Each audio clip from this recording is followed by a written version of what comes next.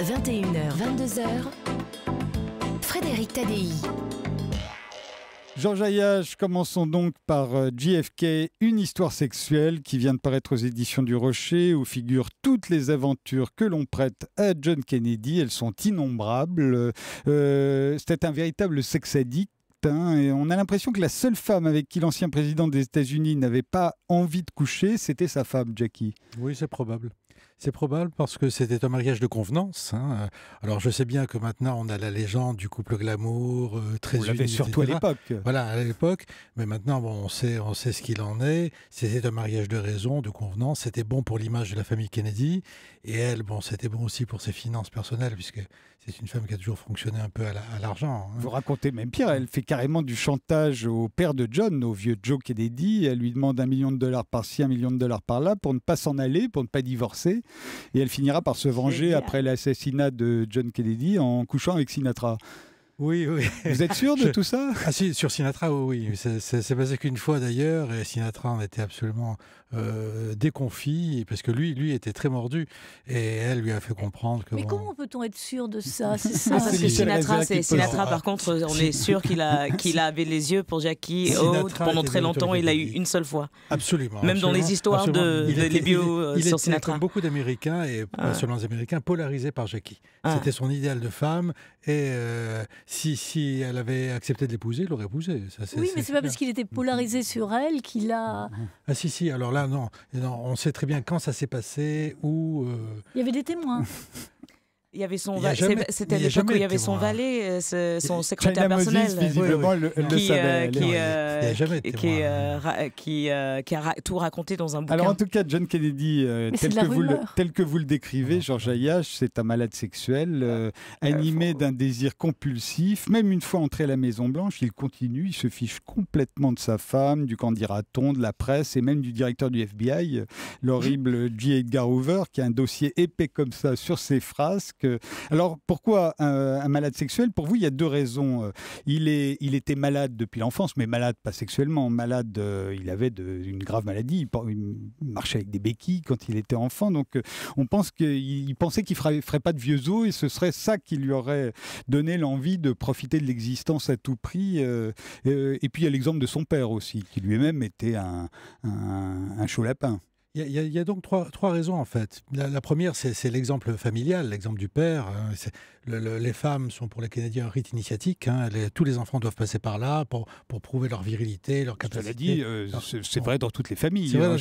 Mais pas avec cette fréquence. C'était particulièrement acté chez les Canadiens. La deuxième chose, c'est effectivement la maladie qui fait qu'assez tôt, il a envie de profiter très, très rapidement, pensant qu'il ne dépasserait pas les 45 ans. Il les a dépassés d'1 an, mais pas pour les raisons qu'il pensait. Et puis la troisième raison, qui est peut-être la raison déterminante, qui fait qu'on n'a pas affaire à un Don Juan classique, mais vraiment à un addict sexuel, c'est les médicaments qu'il absorbe. Son traitement. Il avait toutes sortes de maladies. C'est incroyable de voir même la collection de maladies qu'il avait. Il avait des maladies, un dos qui était mal formé à l'origine, donc il se tenait de travers. Il avait besoin d'un corset pour marcher, de béquilles. Il avait des allergies en tout genre également. Et puis cette fameuse maladie d'Addison, dont on ne guérissait pratiquement pas à l'époque, qui affectait les glandes surrénales et qui affaiblissait les défenses immunitaires, un peu comme le sida.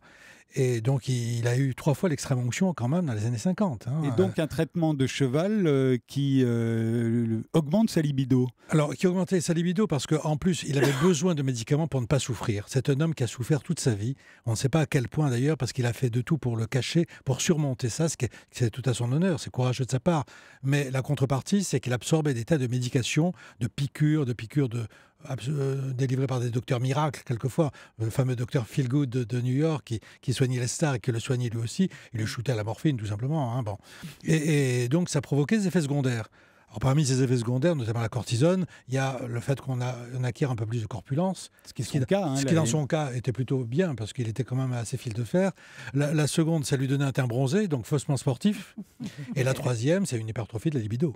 c'est clair. Alors, on lui connaît un certain nombre de conquêtes. Il y a les officiels, il y a Marlène Dietrich, il y a Jane Tierney, il y a Marilyn Monroe, il y a Judith Campbell qu'il partageait avec Sam Giancana, qui était un des patrons de la mafia. Il y a de Frank Sinatra. Mais il y a aussi alors Kim Novak, Audrey Hepburn, Jane Mansfield, Angie Dickinson. Et là, je rejoins un peu Michel Reza. Je me dis, au fond, qu'est-ce qui nous le prouve? Qu'est-ce que l'on en sait? Les stripteaseuses, les prostituées, bon, on met pas forcément un nom sur chacune, mais toutes ces personnes-là, pas certaines Kim Novak, non. Non, mais enfin, on en a parlé. Vous dites que vous n'avez... Mais les autres, effectivement, sont rentrés à la Maison-Blanche. Les gardes de sécurité les ont vus. Et les ont vus quelquefois dans la piscine de la Maison-Blanche, en petite tenue. Donc tout ça, maintenant, ça commence à se savoir. Il y a eu des témoignages de gens de l'intérieur. Donc ça n'est pas des fantasmes, c'est la réalité. Quant à Marlène Dietrich, oui, aussi. Et ça s'est passé même 2 fois. Une première fois en 1939 et la deuxième fois en 1963.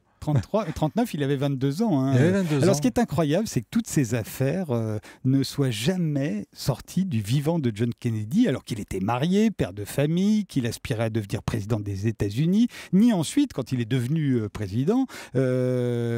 Franchement, on aurait pu éviter de l'assassiner.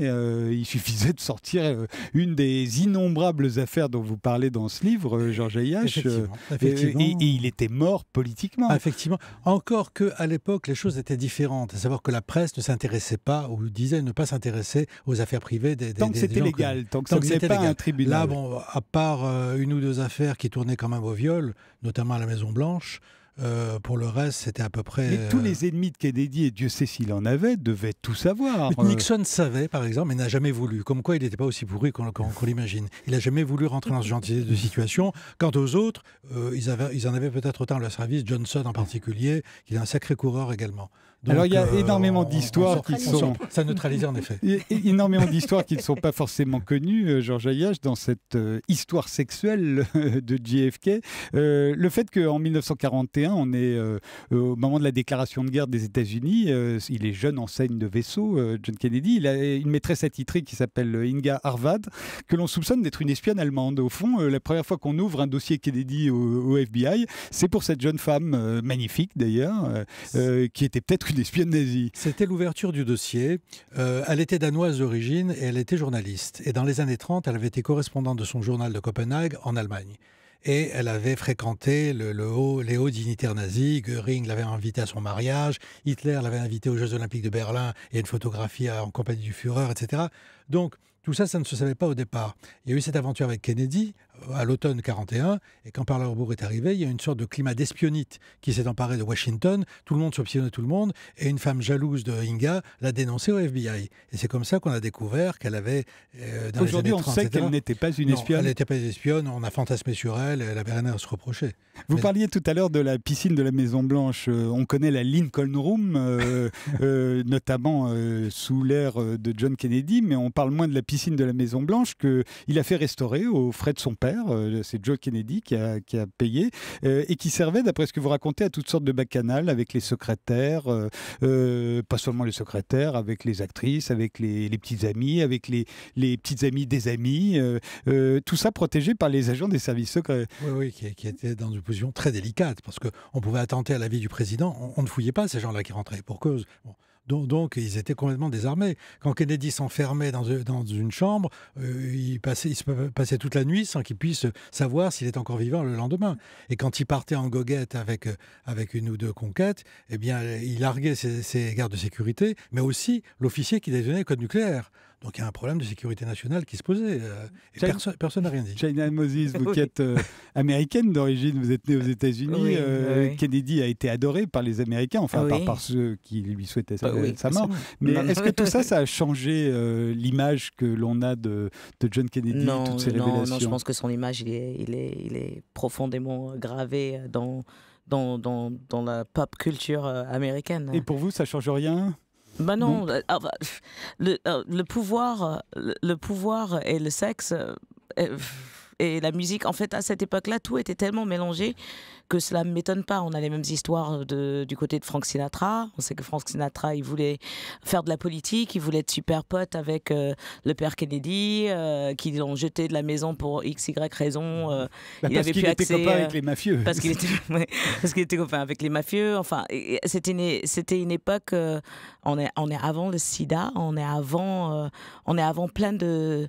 Après la guerre, avant le sida, et dans une sorte de effervescence culturelle et politique. Et il y avait, c'était la grande époque d'Hollywood, les starlettes qui débarquaient sur les bus du Midwest. Enfin bref, c'est pour des hommes prédateurs.